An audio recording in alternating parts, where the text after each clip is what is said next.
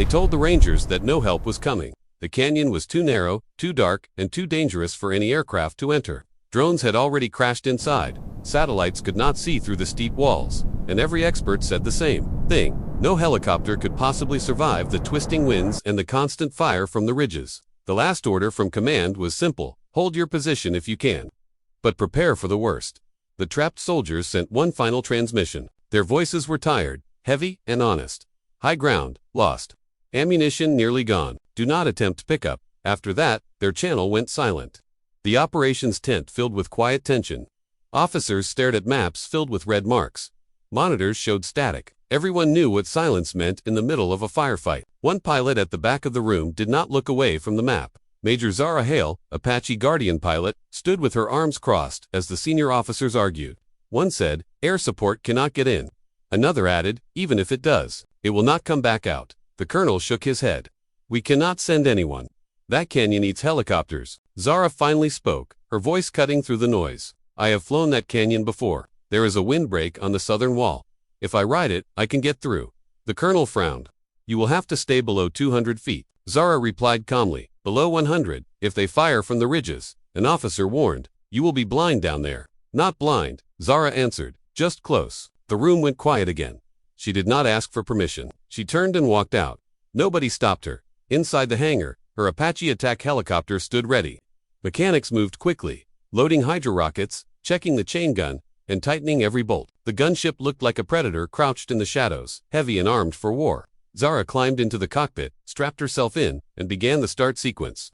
The twin engines roared, the rotor blades turned, and the hangar shook with the sound of raw power. Crew chiefs stepped back as the gunship lifted into the night sky. "Godspeed," one whispered. The mountains rose ahead like black walls. Zara flew low, hugging the ground, keeping her radar signature small. The canyon mouth opened like a jagged scar in the earth. She pushed the Apache forward and dropped into the darkness. Almost immediately, the radio came alive with desperate voices. "Rangers in the creek bed. Taking fire from both sides. We cannot move." Zara checked her thermal display. Heat signatures lit up across the ridges. Dozens of enemy fighters, some with rifles, others carrying rockets, and one team, setting up a missile launcher. She stayed calm, banked right, and pressed lower. The chain gun fired, sending a storm of shells into the ridge. Rocks shattered and fighters fell. From below, a soldier shouted, "We see you, we see you." Zara replied, "Steady, as always, keep moving south. I'll draw their fire." Two enemy trucks came racing along a dirt track toward the battle. Zara lined them up, released rockets, and watched as explosions lit the canyon. The first truck disappeared in flames. The second smashed into a boulder and broke apart. Command broke through her headset. "Reinforcements approaching the east. Ridge, 2 minutes out. Can you hold?" Zara answered without hesitation, "I'll hold." The Rangers moved toward their landing zone, but enemies were already waiting on the high ground above it. Zara did not climb for a better angle. Instead, she dropped lower, almost scraping the canyon floor. Dust filled the air as her cannon roared again. Fighters on the ridge were torn apart, their ambush broken before it could begin. Then the alarm screamed in her cockpit. Missile lock. She saw the launcher team on a slope. Instead of breaking away, she drove the Apache straight at them. The chain gun fired a relentless burst. The launcher toppled, and the missile never fired.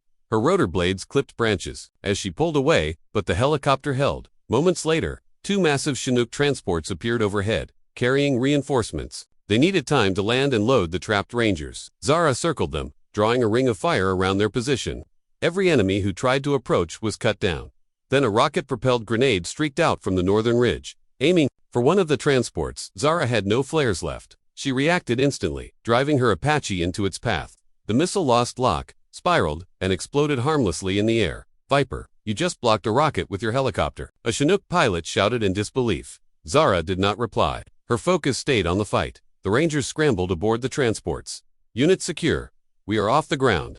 Zara's voice came back, calm but firm. "Stay steady. I'll escort you out." Command warned, "Your fuel is almost gone." Zara answered, "Then I'll be light." She flew with the Chinooks escorting them out of the canyon. The valley behind them fell silent at last. Back at base, her landing was hard but safe. The rotors slowed. Zara climbed out, removed her helmet, and walked across the tarmac. No one clapped or cheered. The crew simply stood in silence, watching with respect. In the debrief, one officer spoke sharply. "She broke protocol." The colonel's answer was colder. "She broke the ambush." A short time later, a helmet camera video leaked online. It showed her Apache carving through the canyon, guns flashing, rockets firing, Explosions tearing through the night. The internet gave her a name, the pilot who flew where maps ended. For months she was grounded, then brought back as an instructor. She did not teach recklessness, she taught awareness. She showed young pilots how to read the wind, how to feel pressure on the frame, and how to know when altitude means safety, and when closeness means survival. Years later, a young pilot asked her, "Why did you go when everyone told you not to?" Zara looked out the window. Her answer simple. Because someone had to, and because they weren't gone yet.